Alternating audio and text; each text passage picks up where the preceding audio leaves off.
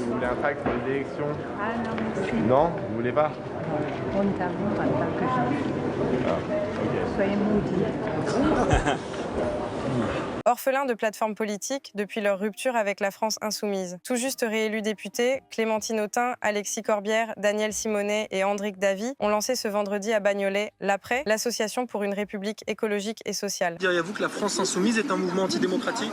Non, je dis pas ça, et surtout à CNews, vous savez, vous diffusez à longueur de temps des idées qui souffrent dans les voiles de l'extrême droite. Donc vous savez, quelles que soient les critiques que je peux porter sur la France insoumise, elles sont peu de choses par rapport aux critiques que je porte à vos médias et au mauvais rôle que vous jouez sur la démocratie française. La séance, présidée ce jour par Céline Calvez, a été marquée par un échange particulièrement vif avec le rapporteur Charles Aloncle. Alors que les débats touchaient à leur fin, Charles Aloncle a demandé à pouvoir poser une dernière question. Non, alors là, vous n'avez pas annoncé que ce serait la dernière question. Si vous pouvez simplement me laisser, Madame la Présidente, s'il vous plaît, une dernière question. Une requête refusée par la présidente de séance, invoquant le respect strict de l'horaire prévu.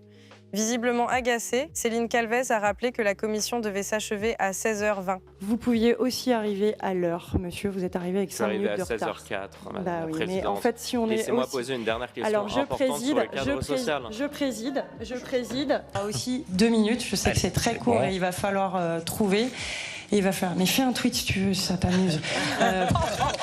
Jean-Marc Morandini présentait un nouveau numéro de Morandini Live sur CNews. Au cours de l'émission, le journaliste a évoqué les propos tenus la veille par Christine Kelly. On a des hommes politiques assez médiocres, sans faire de l'anti-parlementarisme. C'est terrible de dire ça. Si vous parlez de votre pays, vous parlez de la France. Sur le plateau, la présentatrice de Face à l'info déclarait que les politiques étaient nuls et totalement déconnectés des réalités et des vrais problèmes des Français. Il y a un truc qui m'a choqué, vous avez dit, Christine Kelly, elle est gentille. On ne qualifie pas comme ça une femme qui a eu un non, mais quand elle parle de l'outre-mer, sortez pas un mot de ma parole. Qu'est-ce que ça veut dire une femme, elle est gentille? Ça va pas parler comme ça d'une femme. Proximité. Pourquoi vous me coupez la parole? Parce que je suis une femme. Pourquoi vous me coupez la parole? Vous êtes une femme, arrêtez avec ça. Est-ce que je peux finir? Est-ce que je peux Ça, c'est ridicule. Ça, c'est pathétique. Voilà, pathétique. Les députés examinent ce jeudi les textes proposés par les troupes de Laurent Wauquiez dans le cadre de sa niche parlementaire. Un certain nombre de textes clivants, capables d'électriser l'hémicycle, à l'image de celui sur les frères musulmans. En cause notamment un affrontement permanent entre les groupes du Rassemblement national et de la France insoumise. C'est une prise de parole pour une réponse.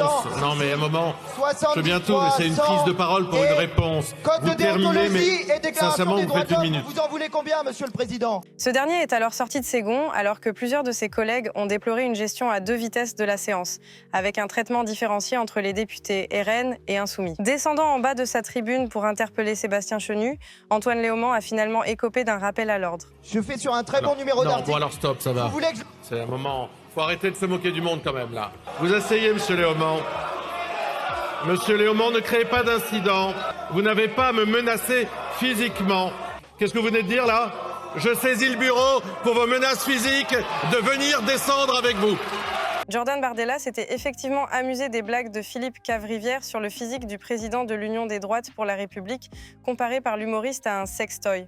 Vous vous trompez gravement, embrée l'homme politique à l'adresse de Pascal Praud. Peut-être que je me trompe. Hein. Oui, je pense que vous vous trompez gravement. Voilà. Moi, je me souviens que pendant l'élection présidentielle, vous aviez fait des projections politiques qui ne sont pas totalement avérées vraies dans le vote des Français. Si Qu'est-ce que j'avais dit?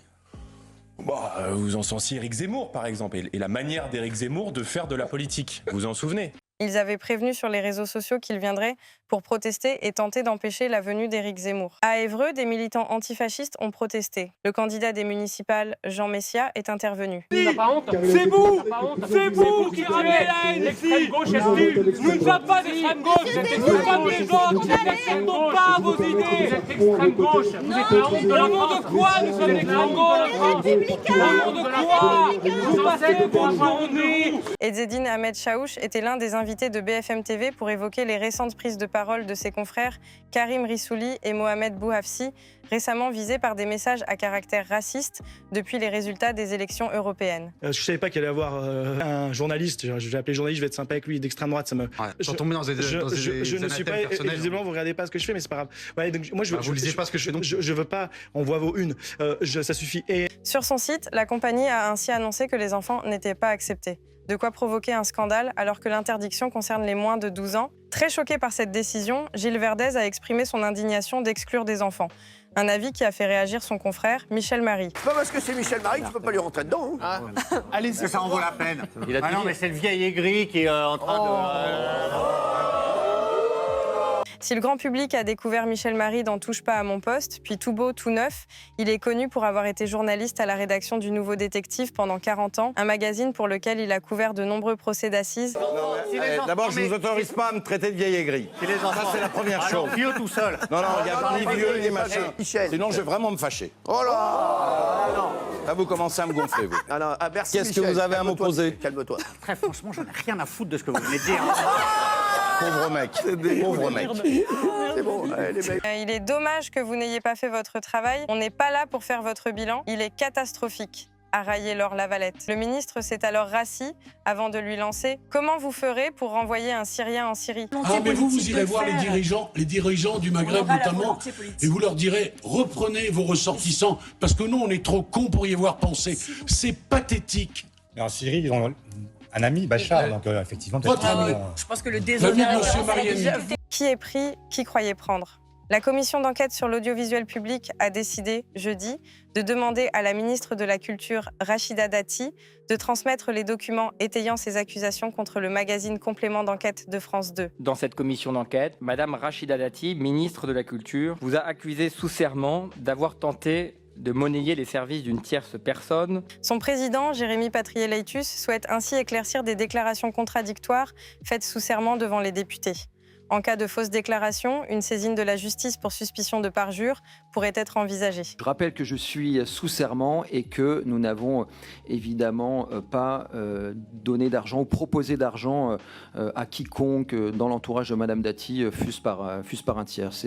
Je dément cela catégoriquement et sous serment. Laure Lavalette, porte-parole du Rassemblement national, n'a pas hésité à tacler la LFI. Vous avez d'un côté ceux qui aiment la France et de l'autre ceux qui aiment le Hamas et qui ont été incapables de dire depuis le 7 octobre que c'était un mouvement terroriste, a-t-elle lancé à Raquel Garrido. Vous avez dit, excusez-moi, Raquel Garrido et ses amis n'aiment pas la France, ils aiment le Hamas. J'aime pas la France et j'aime le Hamas? Ben, je pense que vous n'avez pas montré... Oui ou non? Parce que maintenant, ça suffit les conneries que vous dites. Vous êtes en train de mentir à la France entière. Madame Garrido perd ses nerfs. Non, mais bien sûr que je perds mes nerfs, parce que c'est honteux. Alors qu'il est interrogé de façon plutôt décontractée et souriante par l'animateur de l'émission Elliot Deval à propos de la cérémonie de réouverture de Notre-Dame de Paris, il va rentrer dans une colère noire sans que l'on comprenne vraiment pourquoi. Vous essayez de construire des oppositions. La théorie du complot. Dès qu'on vous dérange, on a la théorie du complot. Vous c'est deux événements. Assumez ce que vous êtes. Hurler. Si je hurle pas, vous parlez calmement, on échange normalement. Vous me faites pas de leçons. Non, mais attendez, vous pouvez partir si vous avez envie de partir, il n'y a aucun problème. Mais vous parlez normalement. Les deux jeunes entrepreneurs ont créé Nuage, une barbe à papa sans sucre et noté Nutri-Score A. Le concept a immédiatement emballé Anthony Bourbon, fondateur des barres protéinées Feed. Est-ce que je leur souhaite la même lignée que Feed? Non, en fait. Oh, alors ça c'est méchant. Pourquoi t'es toujours obligé de critiquer? Je critique pas, mais si tu me dis oui, c'est déjà... T'es pas obligé de rabaisser les gens. Florian et Vanessa sont donc sortis de la pièce pour réfléchir à leur choix. Pendant ce temps-là, Anthony Bourbon est apparu très confiant. C'est vrai que tu ne t'es pas beaucoup battu, a alors fait remarquer Éric Larchevêque à Kelly. Elle sait que la bagarre est finie, a chambré Anthony Bourbon. Et me dis pas que je suis plus ou moins agressive ou pas, c'est pas vrai en fait. Bah si tu viens critiquer, tu dis feed machin, moi je te parle pas de tes produits, je te parle pas de leur composition. Ne commence pas, parce que dans ces cas-là, est-ce que je leur souhaite la même lignée que Feed? Non, a riposté Kelly qui à son tour énervé Bourbon. Actuellement, tu n'es pas dans l'opérationnel. C'est quoi le peu importe, il a créé un truc qui marchait, donc je pense que c'est pour ça qu'il dans ces cas-là, on est des vieux chanteurs sur lesquels on est dans la nostalgie. Là, aujourd'hui, le marché, il a changé. Tu vois ce que je veux dire? Donc il le prend comme une attaque, mais c'était pas une attaque. Des épisodes inédits d'un dîner presque parfait sont diffusés. C'était au tour de Yanis de recevoir ses convives. Pas vraiment un expert en cuisine, le jeune candidat leur a servi un poulet aux patates douces dont la sauce très particulière était essentiellement composée d'huile. Bravo, rien, tu as amené un poulet à l'arrache avec de l'huile. Eux disent une sauce, c'est pas une sauce, c'est baigné dans l'huile. Un raté que n'a pas manqué de souligner Michel, un dresseur aguerri au caractère bien trempé et à la langue bien déliée, qui a pris le sujet très à cœur et n'a pas mâché ses mots pour exprimer sa déception. Tu m'as sorti que de... et ta bite était grossier que de la merde. Bon, tu n'as pas échangé mes chapeaux. Allez, mais t'as raison. Allez. Je veux rien savoir de toi. Sors. Allez, tu vas hors de chez moi, hors de ma merde. Tiens, merde.